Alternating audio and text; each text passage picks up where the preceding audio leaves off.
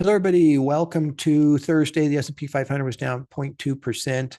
Fifth day in a row that we're down here ever since we had the tensions in the Middle East with Iran and the response over the weekend and what have you. We've been coming down a little bit at a time, which makes sense. There's a lot of nervousness around this, rightfully so.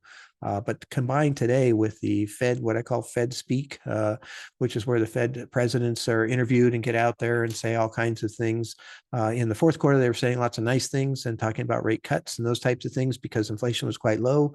First quarter now has just expired and inflation is much higher. And so we're hearing just the opposite. Matter of fact, today, one of the Fed presidents, the New York Fed president, Williams, said that it's possible we even have a rate increase. So that's the first time we've heard that from any of these Fed governors or presidents.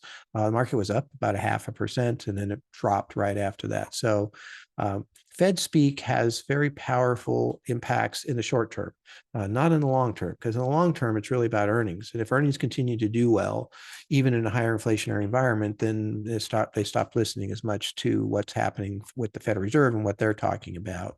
And personally, I feel like the Fed is getting way too much play right now within the market itself. I think the Middle East situation is something to focus on. I think that, inflation is going to come and go here as far as that goes.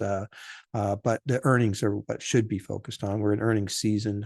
And unfortunately, when the market gets in a negative mood, you'll see a company like Netflix reported after hours today. I thought they had pretty good numbers, but they had one, kind of negative comment on future revenues, and the stock was down 5%. And that's kind of how it works. If you happen to be doing an earnings report in a time period where the market's kind of in a negative mood, you can get punished pretty heavily, even for, small comments as far as that goes. So we'll have to see how the rest of the earnings reports come out. That's kind of the kickoff for the big tech companies that are coming through. So, we'll see how this plays out.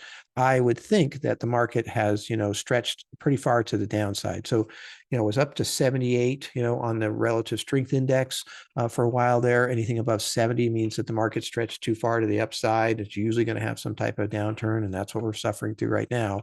But when it gets below 30, that means it's stretched too much to the downside. We're at 33 right now.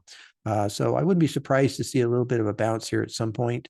But I also wouldn't be surprised to see that bounce be somewhat temporary. Kind of got a little momentum going to the downside here, a little bit like we had last year when we had that kind of 10% drop. And that's kind of my outlook right now, is I wouldn't be surprised to see a full 10% drop here before, prices got down to a point where people really are interested in buying. Maybe that doesn't happen, but it's a pretty normal occurrence. As I mentioned, it happened last year, even though it was a great market. It happened twice, 9-10% anyway, in 2020, which was also a great year. So sometimes in really good years, the market just gets way ahead of itself. People are really excited, and it takes a fall, and then they come back in and get excited again once it gets back down to a level that people are interested in. So anyway, that's what's happening today. Don't worry too much about it.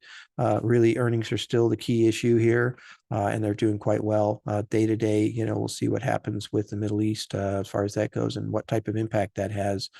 Historically, these types of conflicts, the market drops and then starts to settle in and starts to ignore it and look at the other things like we've seen with Ukraine. But we'll see. This is a little different in my opinion. So anyway, look forward to being able to talk to you tomorrow. We do the show tomorrow. You can join us live from 12:15 to 1. If you have some concerns, come watch, and I'll do my summary at the beginning. You can ask questions. I'd be happy to answer any questions that you have. Put them in live, and we can, talk about it basically during that show. So look forward to seeing you then. Thank you very much.